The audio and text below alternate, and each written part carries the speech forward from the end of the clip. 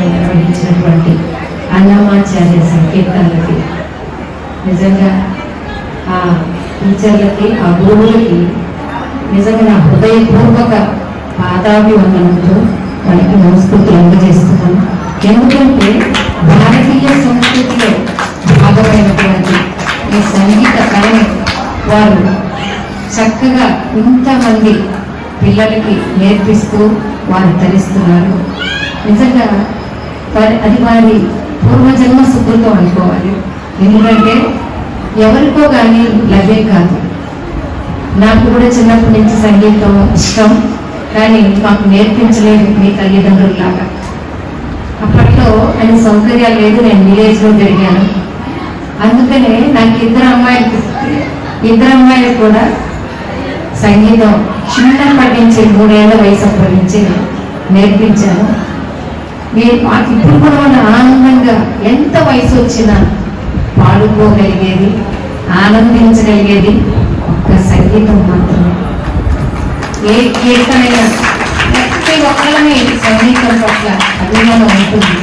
ఎందుకంటే చూడండి, మనం ఏది రాకపోయినా బాత్రూంలోకి వెళ్ళైనా చిన్న కూని రాగం తీస్తాం, అవునా? దానివల్ల ఏమవుతుందంటే సంగీతం వల్ల మనకి మనసు ఆనందమే కాకుండా మెదడు కూడా చక్కగా పనిచేస్తుంది. 60 ఏళ్ళ వయసు వచ్చినా 80 ఏళ్ళ వయసు వచ్చినా కూడా సంగీతాన్ని చక్కగా పాడగలుగుతాం.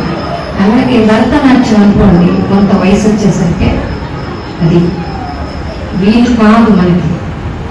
కాబట్టి తల్లిదండ్రులు, మీ తల్లిదండ్రులమ్మ నిజంగా మీకు దొరికిన అదృష్టం. వారికి నా హృదయపూర్వక ధన్యవాదాలు తెలియజేసుకుంటున్నాను.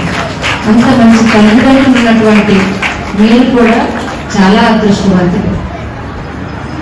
మన భారతదేశంలో పుట్టి ఈ భారతీయ కళని ఆర్జిస్తున్నటువంటి మీ అందరికీ కూడా మరొకసారి నా హృదయపూర్వక దీవెనలు తల్లి.